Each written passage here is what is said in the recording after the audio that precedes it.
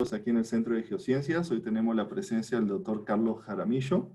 Él es investigador en el Centro de Paleoecología y Ecología Tropical del Instituto Smithsonian de Investigaciones Tropicales. Su interés principal es la investigación de la evolución y la diversidad de los ecosistemas tropicales a través del Cenozoico. Su trabajo se desarrolla principalmente en los Andes, la Amazonia y en Centroamérica. El día de hoy nos presenta la extinción al final del Cretácico, génesis de los bosques lluviosos neotropicales modernos. Pues adelante, Carlos. Nosotros aquí vamos a estar con los micrófonos y las cámaras apagadas mientras que tú presentas. Y en la sesión de preguntas yo les iré dando la palabra a medida que vayan escribiendo su pregunta por el chat. Bueno, perfecto. Adelante, Carlos. No, muchas gracias a ustedes por la invitación. Y yo trabajo en el Instituto Smithsonian en Panamá. Y el Smithsonian ha estado en Panamá desde hace más de 100 años. Llegó allá a raíz de la construcción del Canal de Panamá. Y el Smithsonian en Panamá es un sitio interesante porque todos los investigadores que están en STRAI, así lo llamamos el nombre corto, les interesa mucho el trópico, pero de diversos puntos de vista, porque el trópico es un sistema muy complejo. Como ven aquí en la foto, es la isla de Barro Colorado, es probablemente uno de los sitios que mejor se conoce el bosque tropical, donde han habido investigaciones por ya más de 100 años, tratando de entender por qué el trópico es tan diverso. De hecho, una de las primeras cartas que Humboldt escribió en su primer viaje que mandó a Europa, decía que se iba a volver loco si no paraba de ver cosas nuevas, porque cada vez que iba a un nuevo sitio encontraba nuevas plantas, nuevos animales, y se movía de sitio y volvía a encontrar cosas nuevas, y esta diversidad nunca parecía terminar. Ahora, para estudiar el bosque tropical, primero sería muy útil definir qué es un bosque tropical, porque no importa en qué momento del tiempo geológico esté usted, pues siempre va a haber un trópico y siempre va a haber vegetación viviendo en el trópico, es decir, un bosque tropical. Pero aquí la historia que les voy a contar hace referencia al bosque tropical moderno, el que tenemos hoy en día. Entonces voy primero a definir a ustedes qué yo llamo un bosque tropical. Un bosque tropical es un bosque que tiene una combinación de parámetros climáticos, florísticos, de la estructura del bosque y la fisionomía de las plantas, cómo son ellas. El clima, que la precipitación media anual sea por encima de 1.8 metros al año, que la temperatura media anual sea encima de 18 grados Celsius, que en términos de su abundancia y composición de las plantas que viven ahí estén dominadas por angiospermas, principalmente leguminosas, moráceas, anonáceas, las familias típicas del bosque tropical hoy en día. Que sea multiestratificado, es decir, que tenga varias capas, y que la última capa, que se llama, en inglés se dice canopy, o en español se llama el dosel, que esté dominada por angiospermas y sea cerrada. Es decir, que si usted mira el tope del bosque por encima, no va a encontrar muchos huecos. La mayoría de la luz es atrapada en esta primera capa. Que hayan muchas lianas y muchas epífitas, es decir, plantas creciendo encima de las ramas de otros árboles, y que tengan hojas grandes, que los márgenes de la hoja, como ven acá, sean enteros, es decir, que no tengan espinas, un borde liso, y que muchas tengan drip tips, o sea, estas puntas en que la hoja termina. Entonces, cuando tengamos esta combinación de parámetros, es lo que yo llamo un bosque neotropical moderno. Ahora, la historia del bosque tropical es una historia de un cambio radical. Si usted pudiera regresar al trópico a principios del Cretácico, se encontraría que no había prácticamente ningún angiosperma. Es decir, que la historia del bosque tropical es una historia de una transformación total de hace 140 millones de años, no tener casi ningún angiosperma, a hoy en día estar completamente dominada por angiospermas. Y el Cretácico juega un papel muy importante en esta historia evolutiva del bosque tropical moderno. Hace muchos años se publicó este artículo clásico donde muestra cómo las angiospermas, como les dije, empezaron a principios del Cretácico, y empezaron a aumentar su diversidad, y para finales del Cretácico ya habían un montón. Siempre han hecho análisis filogenéticos usando DNA, tomando plantas actuales, tratando de entender cuándo aparecen las familias que dominan eh, los trópicos hoy en día. Y muchos estudios previos han mostrado que para la mitad del Cenomaniano ya muchas de las familias que estaban hoy en día, o en los órdenes que deberían estar hoy en día, ya habían aparecido. Y esta idea la tuvimos por mucho tiempo, pero hace un par de meses un grupo de la UNAM publicó este fantástico artículo en Nature, donde ellos mostraron que realmente todo esto que habíamos pensado antes no era así, que la mayoría, y esto también es con estudios genéticos, que la mayoría de las familias que viven hoy en día en el trópico aparecen a principios del Cenozoico. En el Cretácico habían montones de angiospermas, aquí dominadas las stamen en rojo, pero no corresponden a familias que estén actuales. Hay un cambio muy drástico entre lo que pasó en el Cretácico y lo que pasó en el Cenozoico. Pero esto es visto a través del DNA de las plantas que viven hoy en día. Ahora lo que nosotros hemos hecho es estudiar el registro fósil. Y vamos a ver. Y nos vamos a enfocar en el límite terciario Cretácico, del cual ustedes me imagino que deben conocer mucho porque pasó el colapso, el impacto del meteorito pasó allá en Yucatán.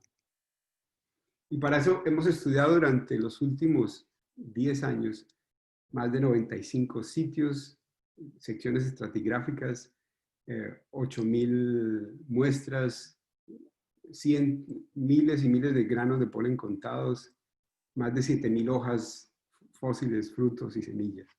Y hemos recorrido Colombia por muchos sitios a lo largo de todos estos años, y parte de Venezuela, y tenemos algunas secciones también en el norte de Ecuador. Aquí las vemos en el panel de la izquierda, un mapa paleogeográfico de dónde estaría el límite de costa en el Maastrichtiano Paleoceno, y muchas de las secciones que hemos estudiado a lo largo de los años. Hemos ido, por ejemplo, al Piedemonte andino, como esta sección que se llama La Piñalerita, que es a lo largo de esta quebrada. Montones de afloramientos por muchos sitios de Colombia, o a estas minas de carbón gigantesca, como esta mina del Cerrejón, que es la mina a cielo abierto más grande del mundo y tiene una secuencia de más de 1 kilómetro del Paleoceno, repleta de fósiles. Hemos encontrado, por ejemplo, en esta mina una culebra gigantesca, la llamamos Titanoboa, que tenía más de 13 metros de largo y 1 tonelada de peso. Y hemos encontrado un bosque prácticamente muy bien preservado, tanto en el Maastrichtiano como en el Paleoceno.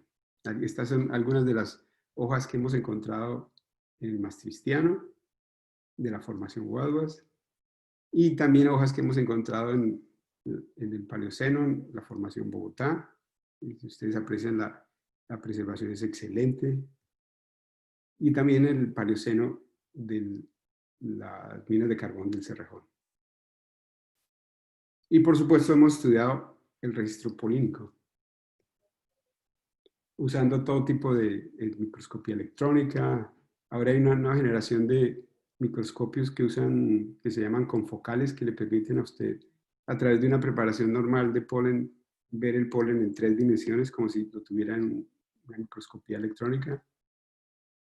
Les voy a contar qué fue lo que encontramos. Primero, el clima es muy similar entre el Paleoceno y el Maastrichtiano. La fisionomía de las hojas es muy similar. Hojas grandes, con márgenes enteros y con estos márgenes que terminan en punta, los drip tips. La precipitación que estimamos usando un método que se llama Leaf Margin Area, que simplemente hoy en día hay una correlación entre la precipitación media anual y el área de las hojas. Entre más grandes sean las hojas en un bosque, la precipitación es más grande. Y con eso podemos determinar la precipitación de un sitio. Y eso lo hicimos tanto para el Paleoceno como el Maastrichtiano. Y como ven acá, la precipitación en ambas floras es más de 2 metros al año, con un alto porcentaje de hojas con margen entero y también muchas hojas con drip tips. No muchas diferencias en la fisionomía ni en el clima. Y tampoco hay cambios muy drásticos en el paisaje durante esta época. No hay eventos tectónicos gigantescos o vulcanismo que veamos en el Paleoceno que no está en el Maastrichtiano. Básicamente el mismo ambiente tectónico para ambas épocas. Ahora, cuando miramos el registro polínico, se ve una diferencia muy grande entre el Maastrichtiano y el Paleoceno. Como ven acá, hay una extinción muy grande, casi del 70% de toda la flora que estaba en el Maastrichtiano no pasa al Paleoceno. Y cuando vemos las originaciones, en el panel de la izquierda estas son las extinciones y en el panel de la derecha son las originaciones. No hay un cambio significativo en el límite de KT y las originaciones empiezan a aumentar hacia el final del Paleoceno y principios del Eoceno. Cuando miramos el Standing Diversity, el número de morfoespecies a lo largo del tiempo, se corrobora lo que les acabé de decir. Ahí el Maastrichtiano era diverso y hay una caída muy fuerte de la diversidad del Maastrichtiano después del KT y gran parte del Paleoceno tiene una diversidad muy baja y solamente hasta finales del Paleoceno y principios del Eoceno que la diversidad empieza a aumentar. Y en el Eoceno inferior la diversidad llega a ser mucho más alta que en el Maastrichtiano. También estimamos las tasas de extinción y las tasas de originación. Y para eso usamos dos métricos diferentes. El primero es un método estándar desarrollado por John Alroy y también un nuevo método usando una estadística bayesiana desarrollada por Daniel Silvestre.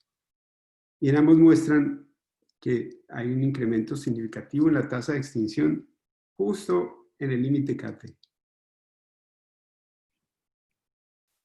Cuando vemos las tasas de originación, vemos que no hay un cambio en el KT y que realmente es casi 7 millones de años después que las tasas de originación aumentan, ya a finales del Paleoceno y comienzos del Eoceno, tanto en ambos métricos.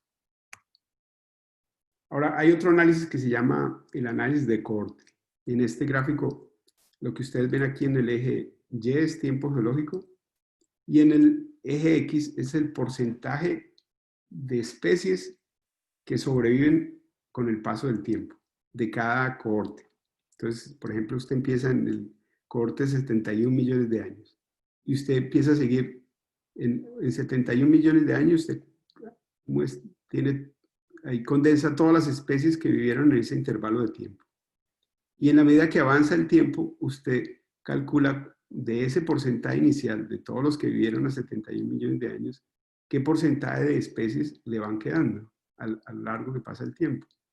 Entonces pasamos si usted sigue, por ejemplo, esta curva empieza en 71, al llegar a 70 se perdió un 10% y así sucesivamente hasta que el cohorte desaparece completamente. Y lo que hicimos fue calcular la pendiente, el promedio de la pendiente de todos los cohortes a lo largo del tiempo. Y el resultado se ve acá. Como ven ustedes, hay un incremento sustancial en la pendiente en este intervalo entre 66 y 65 millones de años. Es decir, que gran parte o casi todos los cohortes que estaban en el Maastrichtiano perdieron una gran cantidad de especies, más que el número de especies que se esperaría por pérdidas al azar y por el background que se ve acá. Fue mucho más alto en este intervalo, en los primeros millones de años y en el límite mismo del KT, mostrando que esta extinción que habíamos visto con el registro de polen también se registra cuando hacemos este análisis de cohortes. También hicimos un análisis de multivariado llamado The Trend and Correspondence Analysis, y lo que hace este análisis es mostrar cómo cambian la flora entre sí a lo largo del tiempo. Y si hubiera un cambio gradual, es decir, que hubiera una tasa background de originación, extinción, lo que deberíamos esperar era una curva que cambiara monotónicamente, algo así. Pero lo que vemos, como se ve aquí en la gráfica, es que hay un cambio muy brusco en 66 millones de años. Eso quiere decir que las floras del Maastrichtiano son muy diferentes a las floras del Paleoceno. También hicimos un análisis de clúster que muestra el mismo resultado. Cuando comparamos todas las floras, todo el registro polínico del maastrichtiano, se parecen más entre ellos que una muestra de 66 millones de años a una de 65 millones de años. Y toda la falinoflora del Paleoceno se parece más entre ella que cualquier muestra, cualquier intervalo de tiempo al maastrichtiano. El cambio es drástico y muy significativo. Y también calculamos la proporción de angiospermas a lo largo del tiempo. Y como ven ustedes acá, en todo el bosque, en todo el bloque del maastrichtiano, el bosque no estaba dominado por angiospermas. El promedio era de 50-55% de angiospermas, el resto eran entre helechos y una pequeña proporción de coníferas. Y justo después del límite el cambio es radical y las floras empiezan a ser completamente dominadas por angiospermas. No es un cambio gradual, sino es un cambio que ocurre precisamente en el límite terciario cretácico. Ahora, el polen nos da mucha resolución estratigráfica, porque podemos tomar muestras cada centímetro si queremos. Pero no tenemos mucha resolución taxonómica, porque aún no conocemos muy bien gran cantidad de granos de polen del bosque tropical moderno. Así que para muchos de estos granos de polen no sabemos realmente cuál es su afinidad taxonómica, es decir, qué grupo de plantas lo produjeron. Por eso las hojas son muy, muy útiles, porque las hojas nos permiten entender cuál es la familia de plantas que producían estas hojas. Y aquí en este gráfico ustedes ven 3 setos de datos. El primero en gris son todas las familias ordenadas desde la más abundante a la izquierda a la menos abundante a la derecha, de las familias de plantas que viven hoy en día en el neotrópico. Entonces, como ven ustedes aquí, la más abundante hoy en día es la fabácea, las leguminosas, luego vienen las palmas y así sucesivamente. Y aquí en el color naranja son las familias que están presentes en el Paleoceno, y en verde, aquí por estos diamantes, son las familias que están presentes en el Cretácico. Y como ustedes ven, el Paleoceno es muy parecido a un bosque tropical moderno. Ya están las principales familias que hoy estaban en el Paleoceno, pero en el maastrichtiano faltan muchísimas de ellas, muchas de ellas. De hecho, no hay ni una sola leguminosa. Era un bosque tropical, pero la gran cantidad de plantas que vivían ahí no tienen mucho que ver con las familias que dominan el trópico hoy en día. Un cambio muy drástico. También comparamos qué tan similares eran las plantas entre sí y cómo eran comparadas en diferentes épocas del tiempo con el bosque tropical moderno. Y para eso hicimos censos de hojas. Entonces, tenemos 2 sitios en el trópico hoy en día que han sido muy estudiados, uno en la isla de Barro Colorado en Panamá y en Amacayaco en Colombia. Y en ambos sitios hay un plot que tiene 50 hectáreas en Barro Colorado y 25 hectáreas en Macayaco. Y en estos 2 plots se han contado e identificado cada individuo de árbol que tiene más de 2 centímetros a la altura del pecho. En BCI, por ejemplo, esto implica que en ese plot de 50 hectáreas hay casi 250,000 individuos y cada individuo se sabe cuál es la especie del individuo, y cada cierto tiempo, cada 3 o 4 años, se mide el diámetro del árbol. Y esto se hace un censo cada 5 años, se ha venido haciendo por casi 30 años, es que usted puede entender la demografía del bosque. Y eso nos permitió comparar la diversidad taxonómica que había tanto en el Paleoceno como en el Cretácico con los bosques de hoy. Porque podíamos asumir en este plot, tanto BCI como Amacayaco, en la misma área en el cual las hojas se hubieran fosilizado. Así que comparamos plots al azar dentro de este plot de 50 hectáreas de 30 metros cuadrados. Ahí miramos, como sabemos qué plantas viven ahí, podemos saber cuál es la diversidad, cuál es su composición taxonómica, y comparamos estos plots, muchos de esos plots tomados al azar, con los censos de plantas que hicimos tanto en los afloramientos del Paleoceno como los del Maastrichtiano. Y usamos un índice de similaridad llamado Chao. Y como ven acá, cuando comparamos el Paleoceno, que está en naranja, con el bosque de hoy, que está en gris, la similaridad es muy parecida. Sin embargo, cuando comparamos el Cretácico, que está en el verde, con tanto el Paleoceno como como hoy en día, las diferencias son muy, muy drásticas. Es decir, que esta flora del Paleoceno es muy parecida a la de hoy en día, pero la flora del Maastrichtiano no se parece para nada ni a la del Paleoceno ni a la de hoy en día. También con las plantas, con las hojas fosilizadas, tenemos la habilidad de ver los insectos que vivían en ella, analizando el daño que dejan en ellos. Aquí, por ejemplo, en estas 3 fotos, ustedes ven diversos tipos de daños por insectos. Aquí ustedes ven este animal, este insecto que se comió la hoja de esta forma. Aquí tenemos otros daños, otro tipo de daños. Y aquí tenemos otro tipo de daño.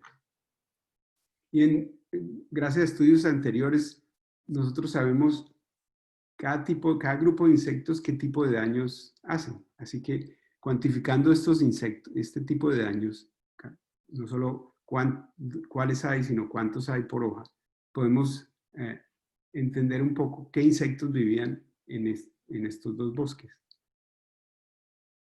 Primero calculamos la frecuencia del daño por insecto y vemos que la diferencia, que no había diferencia significativa entre el Maastrichtiano, aquí en verde, y el Paleoceno en naranja.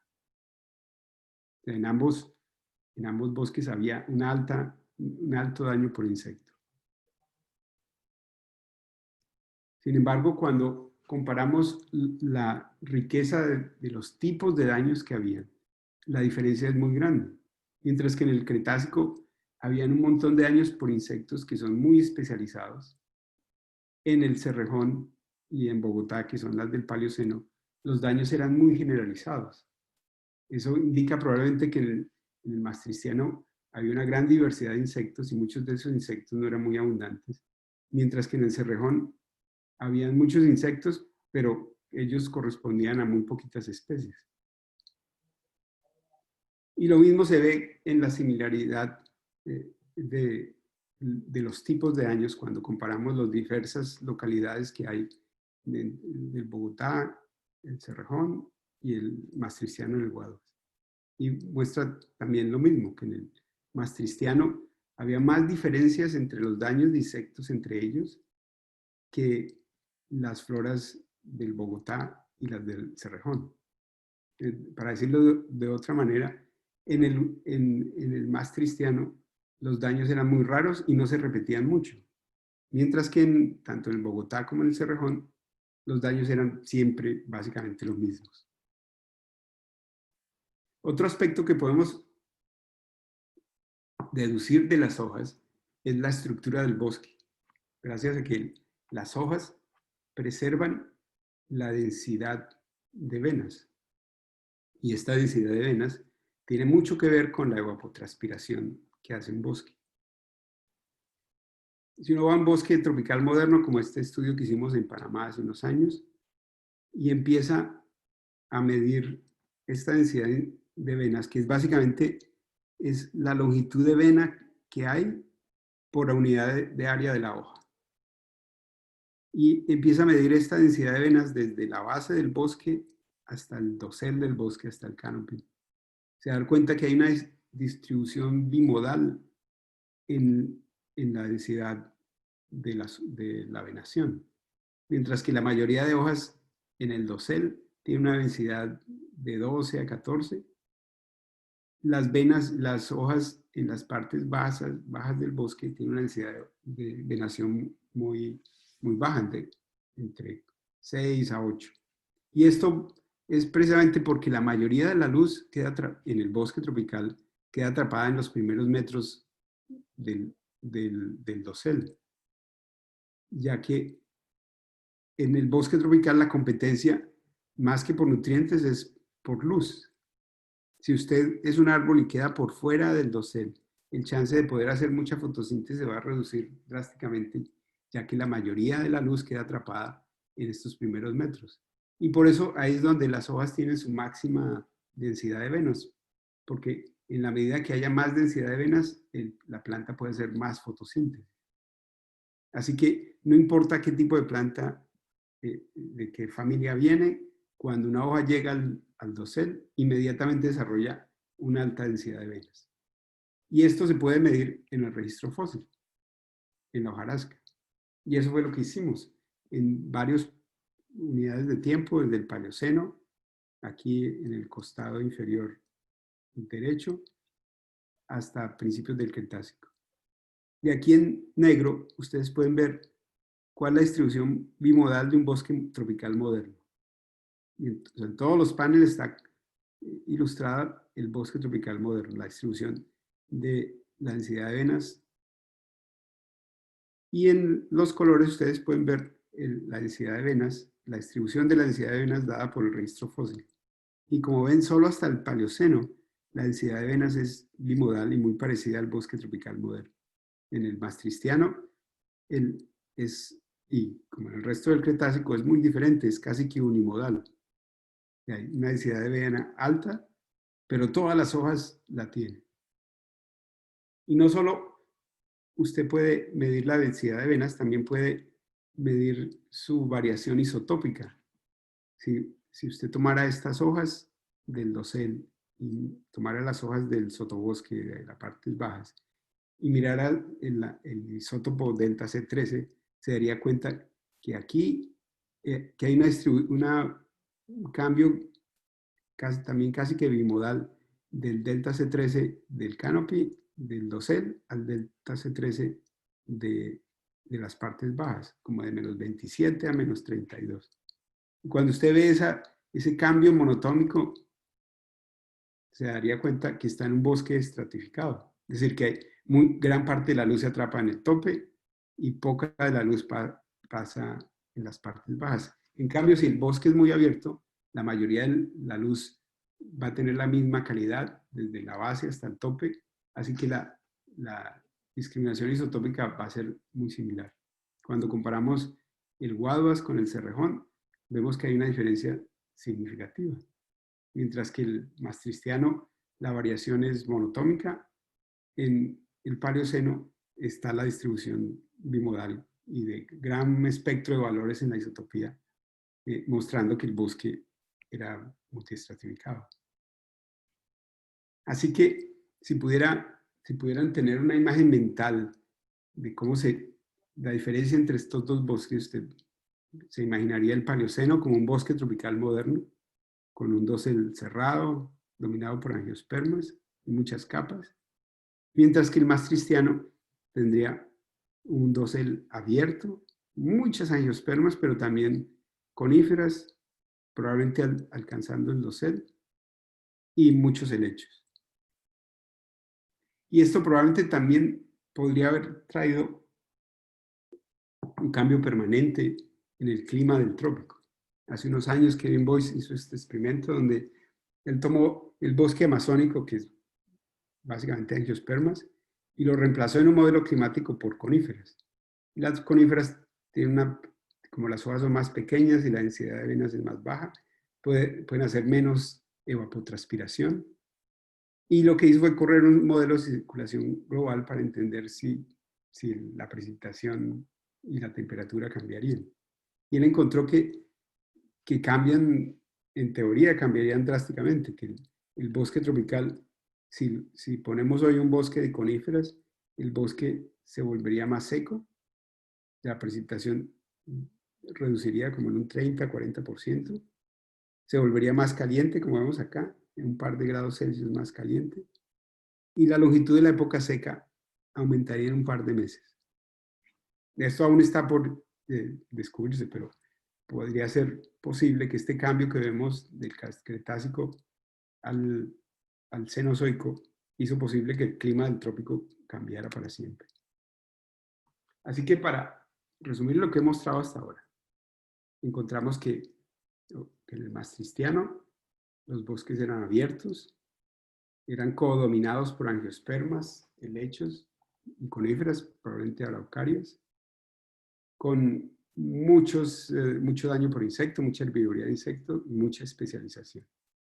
En cambio, los bosques, y en términos de su composición florística, no eran para nada parecidos al trópico moderno.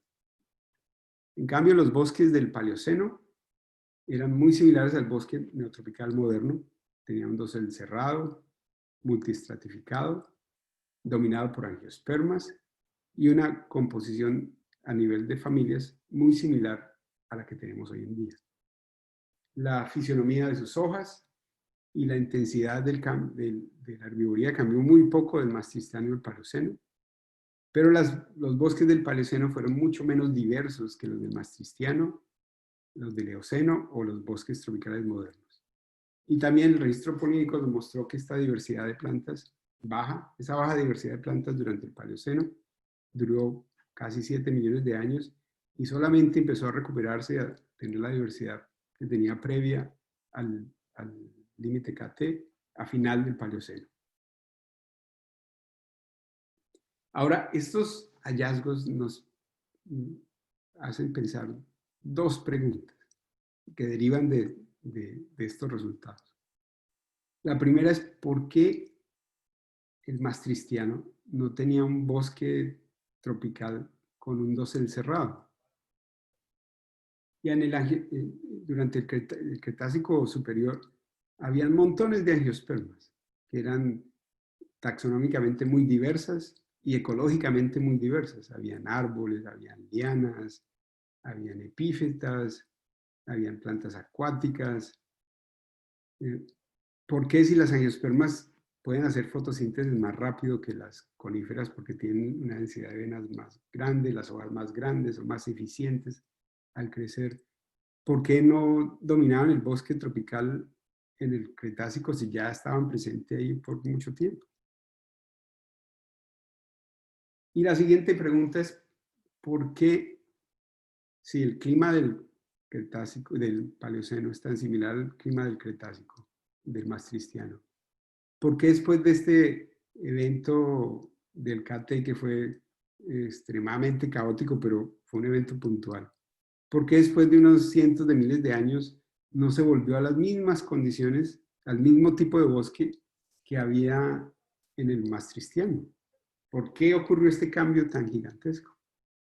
Y hay muchos otros análisis en latitudes temperadas, por ejemplo, se ha visto que después de unos millones de años, el bosque volvió a ser básicamente muy similar al bosque que había en el Maastrichtiano, especialmente cuando el bosque inicial había sido coníferas. Después de unos millones de años se habían habido extinciones, pero en términos generales, después de un tiempo se había vuelto al mismo bosque tropical, de pronto con otras especies debido a la extinción, pero la estructura y la fisionomía del bosque y cómo funcionaba el bosque era básicamente lo mismo. Sin embargo, aquí vemos que el bosque del Paleoceno es completamente diferente, son nuevas reglas del juego con diferentes actores. Entonces, para repetir, ¿por qué en el Maastrichtiano no tenemos un bosque dominado por angiospermas si las angiospermas son tan efectivas? ¿Y por qué después del KT no volvemos al mismo bosque que teníamos en el Maastrichtiano? Hemos pensado en esto y ahora hemos pensado tres posibles soluciones, que no son independientes, o sea, las tres pueden estar actuando al mismo tiempo. La primera es una diferencia fundamental entre el bosque del Maastrichtiano y el bosque del Paleoceno, es que no hay dinosaurios. Y los dinosaurios podrían crear gaps constantes debido a que eran grandes y estaban comiendo, muchos herbívoros comiendo todo el tiempo, generando disturbios constantes en el paisaje. De hecho, haciendo que la competencia por luz fuera muy baja, porque siempre habían gaps. Y de pronto eso también incrementaba hacía posible que hubieran muchos helechos que son muy eficaces cuando hay gaps en el bosque. Y una vez pasa la extinción, los dinosaurios son removidos y ya no hay nada que produzca estos gaps grandotes en el bosque, empezando una selección hacia una estratificación por la luz, creando un bosque dominado por angiospermas con un dosel cerrados. También es interesante que si usted mira o trata de encontrar reconstrucciones de dinosaurios, verá que la gran mayoría de ellos están, como les muestro aquí en esta imagen, en paisajes abiertos, en sabanas. Muy pocos de ellos los han ilustrado en bosques tropicales, a pesar de que tuvieron que haber vivido en estos bosques tropicales que eran súper productivos. Por eso hay tanto carbón, tanto en el Maastrichtiano como en el Paleoceno.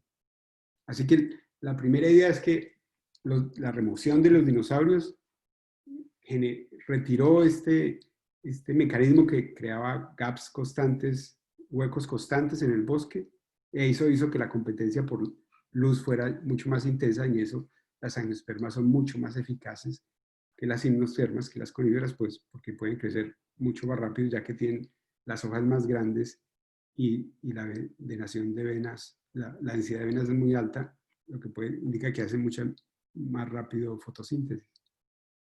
La segunda posibilidad es los nutrientes del suelo. En el Maastrichtiano el paisaje era muy estable, no han habido cambios tectónicos muy profundos en los últimos millones de años. Y como en cualquier lugar del trópico hoy en día, si el paisaje no cambia mucho, ya que es una área, una región donde llueve mucho y la temperatura es alta, eso produce suelos muy meteorizados que son muy bajos en nutrientes porque los nutrientes son lixiviados constantemente.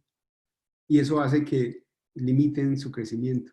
También, tanto en el Maastrichtiano como en el Paleoceno, especialmente en el Maastrichtiano, los niveles de CO2 eran muy altos.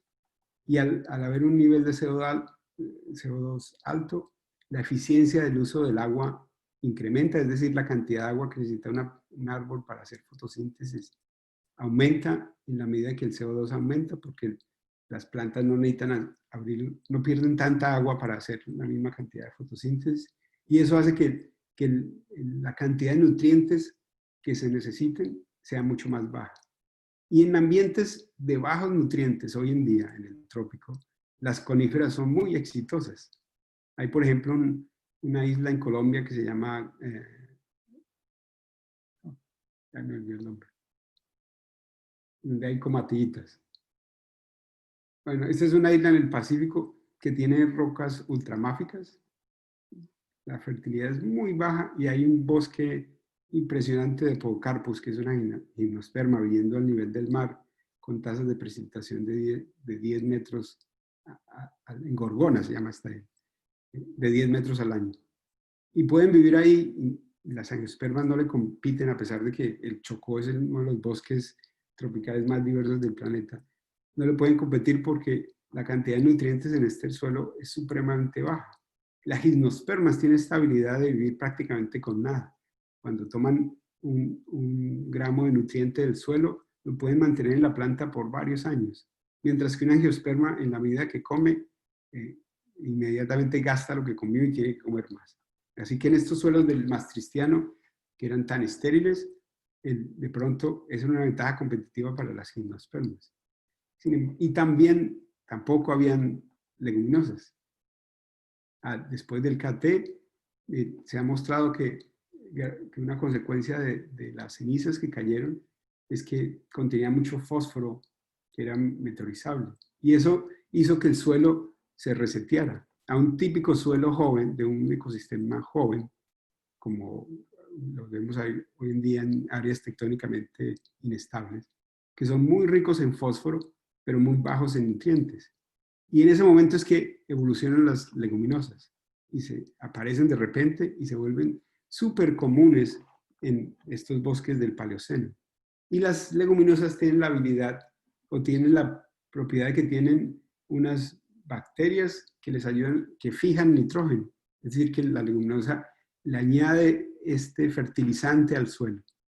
Y eso hizo, al tener ya un suelo con fósforo, pero ya empezando a tener mucho más nitrógeno, que el suelo pasara de ser muy infértil a ser fértil. Y en este tipo de situaciones, las angiospermas dominan completamente sobre las coníferas, porque pueden crecer mucho más rápido. Así que este cambio de nutrientes pudo haber hecho posible que el sistema se reseteara y empezamos a tener un bosque completamente diferente. Y la tercera posibilidad es una extinción selectiva. Entonces, ustedes miran aquí el gráfico de la derecha, van a ver dos escenarios de una extinción. Entonces, en el escenario de arriba, imagínense que en este ecoespacio, que es este eje de 2 dimensiones, que en el ecoespacio lo que se elimina es este círculo gris. En ambos casos es el mismo círculo. Ahora, imagínense un clade o un grupo de plantas que todos sus miembros los tuvieran en este mismo ecoespacio. Pues si pasa una extinción y todas las especies que están en este ecoespacio se extinguen, pues este clade entero desaparecería. Por el contrario, si usted tiene un clade que tiene miembros en todo el ecoespacio posible, pues vería que algunos de sus miembros se extinguen acá, los que estaban en este espacio, pero otros miembros continúan. Y pensamos que esto fue lo que pasó en el KT. Muchas de las araucarias, que son árboles grandes que alcanzan en el dosel, casi que se extinguieron completamente en el trópico del Maastrichtiano al Paleoceno. Es decir, este caso. Y al remover estos árboles que alcanzaban el dosel, muchas de las angiospermas que sobrevivieron, probablemente muchos de los árboles de angiospermas también se extinguieron, pero como los linajes continuaron rápidamente, muchos nuevos linajes pudieron haber llegado a ser árboles nuevamente. Y esta transformación ecológica y esa remoción de las coníferas que alcanzaban el dosel hubieran podido transformar completamente el bosque e impedir que ese bosque del Maastrichtiano volviera a su estado inicial. Y también las angiospermas tienen la capacidad de tener una duplicación completa de su genoma, algo que pocas gimnospermas tienen. Y esto ayudaría también a que las angiospermas hubieran diversificado mucho más rápido después de esta perturbación tan grande del Cante, cambiando el bosque tropical para siempre. Así que, para resumir, lo que se ha contado o lo que se ha demostrado es que este accidente histórico único, que fue esta caída del meteorito en Yucatán hace 65 millones de años, 66 millones de años, alteró la trayectoria evolutiva del bosque tropical para siempre. Y todavía los efectos que pasaron hace 66 millones de años los sentimos hoy en día, porque las mismas familias que dominan el trópico hoy en día son las mismas que aparecieron a comienzos del Paleoceno.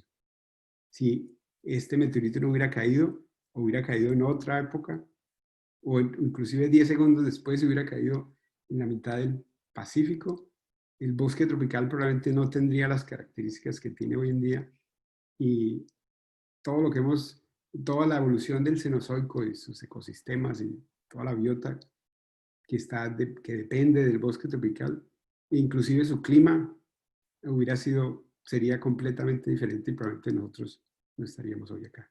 Muchas gracias por su atención. Hola. Muchas gracias, Carlos. Se ve que oscureció por allí porque ya no te logramos ver. Ya, sí, aquí ya se ocultó el sol. Sí, no logramos ver tu cara. Si tienen preguntas, por favor. Adolfo, adelante, Adolfo. Adolfo Pacheco tiene una pregunta.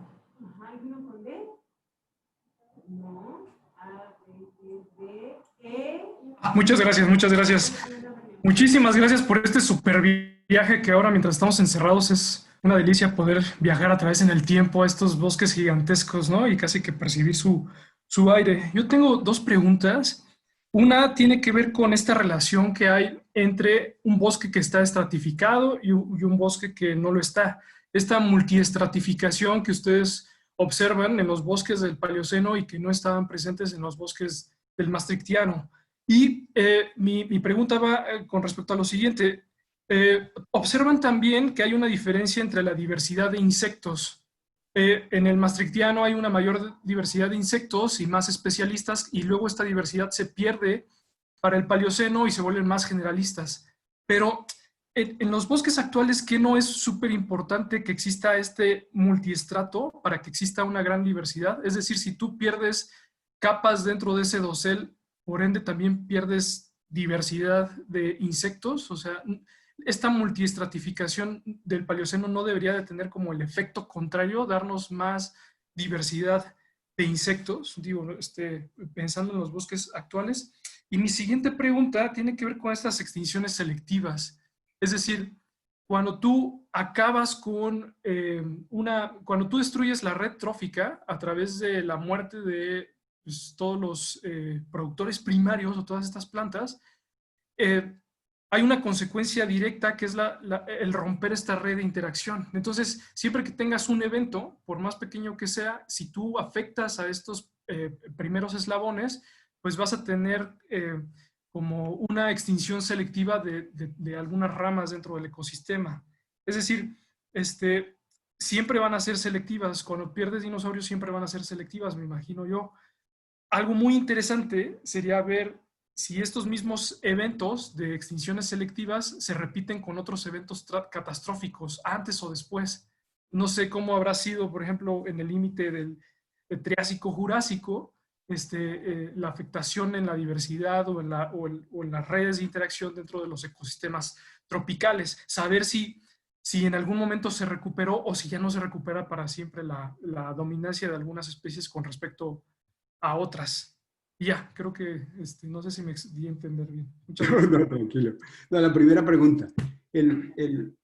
También creemos que la diversidad misma del bosque está también relacionada a su diversidad de insectos. Y es durante el Paleoceno, o sea, durante los primeros 7 millones de años del Paleoceno, la diversidad del bosque tropical es baja. O sea, a pesar de tener las mismas familias que tenemos hoy en día, su diversidad es mucho más baja, no solo comparado al maastrichtiano, sino comparado a hoy. Y es en el Paleoceno más superior y en el Eoceno inferior que esa diversidad se dispara completamente. Así que pensamos que una de las razones por que hubo este delay, este lag tan grande en recuperar la diversidad es que no solo debe estar atada también a la diversidad de sus patógenos, de los insectos, de todo lo que se le está comiendo el bosque tropical. Y eso hizo que, o sea, que el bosque no es que diversifique por sí solo, sino que tiene que estar atado a diversificación de los insectos. Así que tomó 7 millones de años poder volver a tener un bosque tropical diverso. Y la segunda pregunta, ya si yo hoy en día eliminara todos los árboles que hay en el mundo y luego contar al nivel de familia de las angiospermas, ¿qué extinción habría? La extinción sería muy bajita. Usted ni se daría cuenta que hubo una extinción, porque la mayoría de angiospermas tienen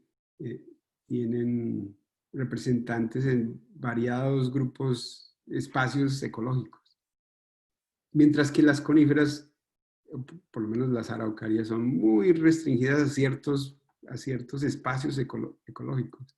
Y generalmente están en los dosel y no más. Y pensamos que eso fue lo que pasó en este evento, que la extinción se llevó cosas que estaban en el dosel, pero si usted tenía un clade que solo estaba en el dosel, el chance de que después de millones de años hubiera podido sobrevivir, pues era muy bajo porque ya no le quedaron representantes. Así que no es la extinción per se lo que hace que la estructura de una comunidad cambie completamente, sino sí que partes de esa estructura se eliminaron. Ya, porque hubiera podido ser posible que hubiéramos vuelto al mismo bosque que teníamos antes, con especies completamente diferentes, pero con la misma estructura, porque de cada clade siempre había una especie que era de dosel y otra que era un arbusto. Y usted eliminó el dosel, pero quedó el arbusto, y el arbusto generalmente después de unos millones de años iba a producir un árbol. Así que iba a ser la misma estructura del bosque con diferentes actores, pero la misma estructura. Pero aquí vemos que no solo cambiaron los actores, sino que el papel, la obra per se, cambió completamente. Muy bien, muchas gracias, Adolfo. Siguiente que tengo anotada para preguntas es Rosario. ¿Puedes conectar, Rosario? Hola, sí, aquí Adelante. Rosario, desde Chile. Muchas gracias por la charla, muy interesante. Es solo una duda de, como proyectando, si es que esta extinción no hubiese ocurrido y la estructura se hubiese mantenido, podríamos pensar que sería parecido a lo que son los bosques templados hoy del sur de América, como Ya con cuando, araucarias y... ya cuando mi imagen mental del bosque el maastrichtiano son estos bosques de Chiloé Sí, o de la mar ok. Atlántica.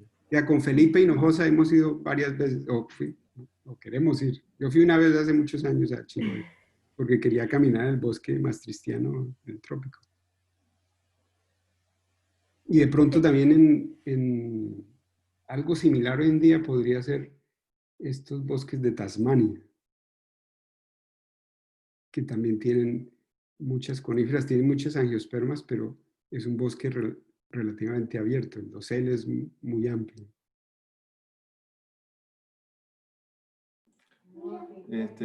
Muchas gracias, Rosario. El siguiente que tengo anotado para preguntas es Carlos Castañeda.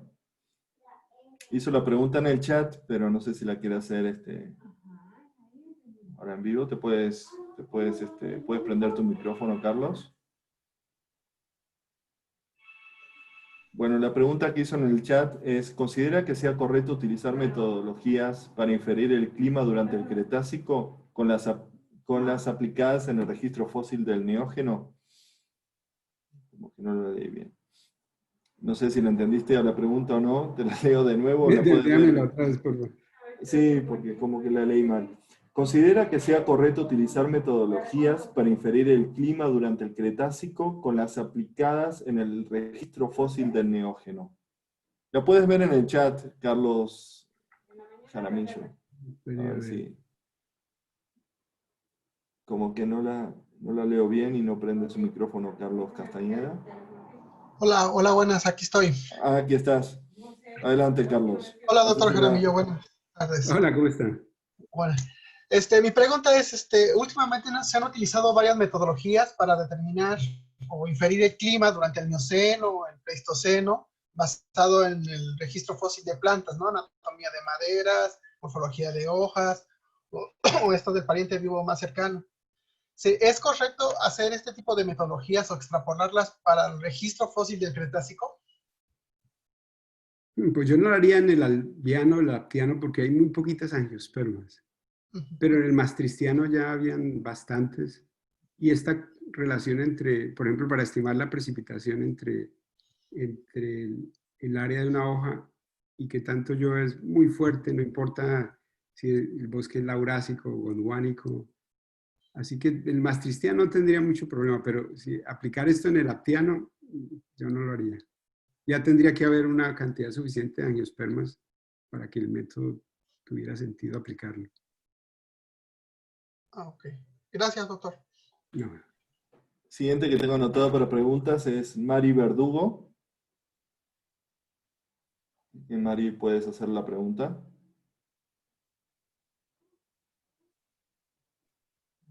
A ver si se conecta Mari Verdugo.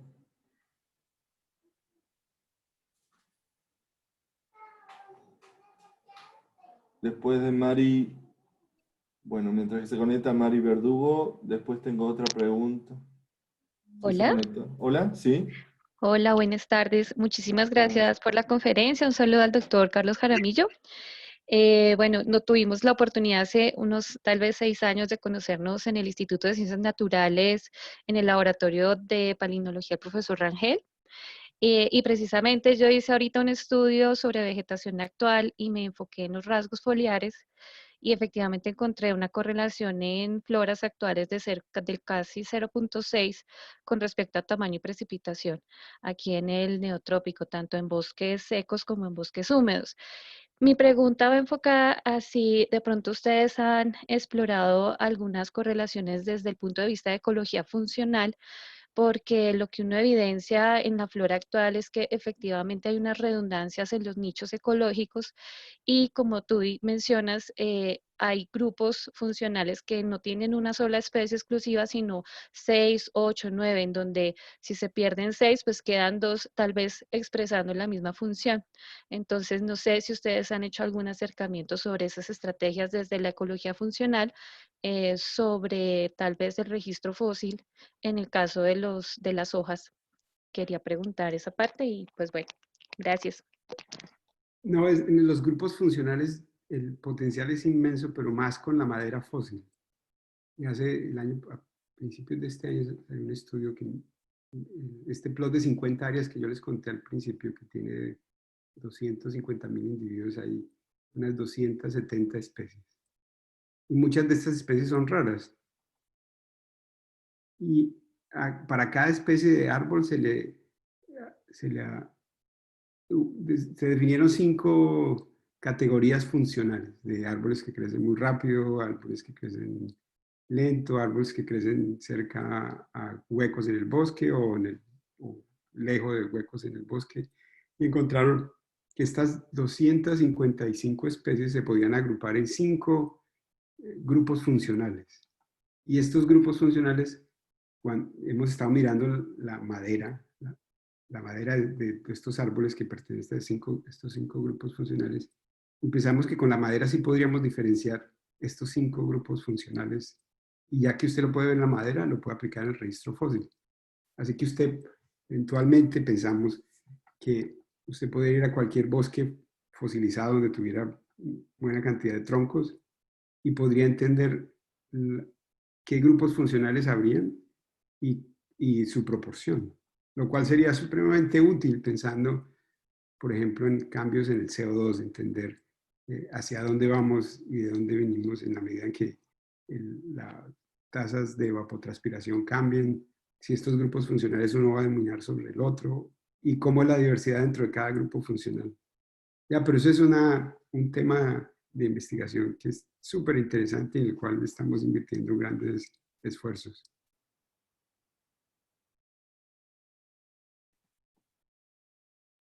Ok, muchas gracias. Ahora daremos la palabra a Samuel Nicolás Quintero López. Vamos a dar 2 preguntitas más por el tema del tiempo. Está anotado Samuel Nicolás Quintero López y después tengo anotado a Patricia Torres. Empezamos con Samuel. Hola, yo soy Samuel. Tengo una pregunta para mi tema monográfico y la pregunta dice así: ¿qué influyó la extinción de los dinosaurios para el origen de la vida del ser humano? ¿En qué influyó para la vida del ser humano? Bueno, si los dinosaurios no se hubieran extinto, los mamíferos, es decir, nosotros no hubiéramos ocupado todos los espacios, todos los sitios donde estaban los dinosaurios antes. Así que probablemente nosotros no existiríamos.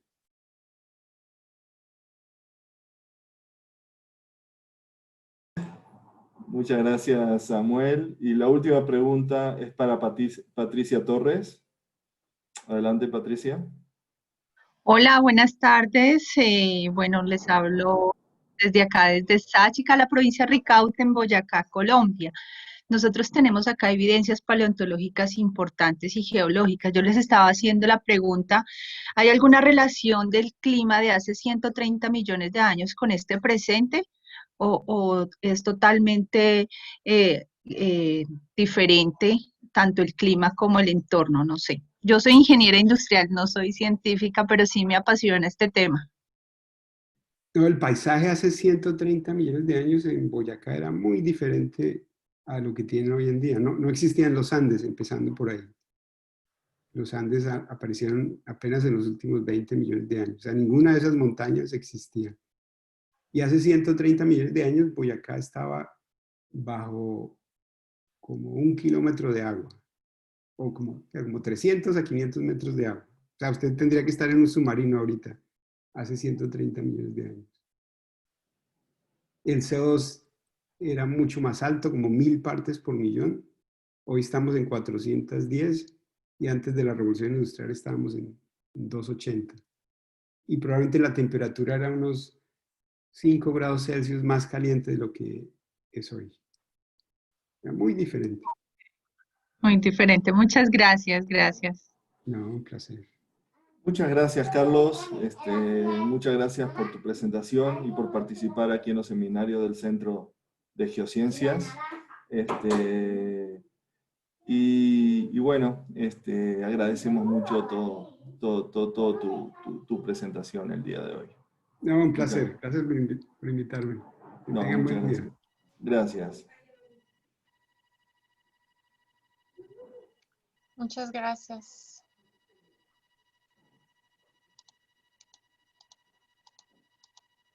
Gracias, Carlos.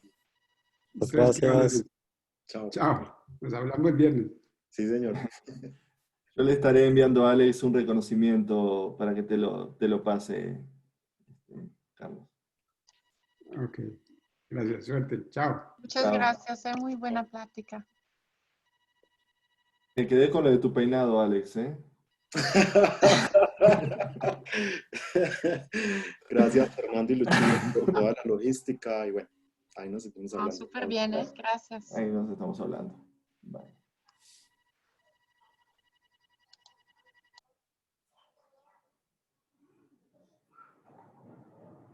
Yo creo que puedes cerrar la sesión, César, cuando gustes. Muy bien, procedo a cerrar la sesión. Hasta luego. Hasta luego. Gracias. Te estaré enviando Buenas los noches. datos la siguiente semana del seminario del 20 cacho. Bien, sin problema, gracias. Gracias, nos vemos. Que pase bien.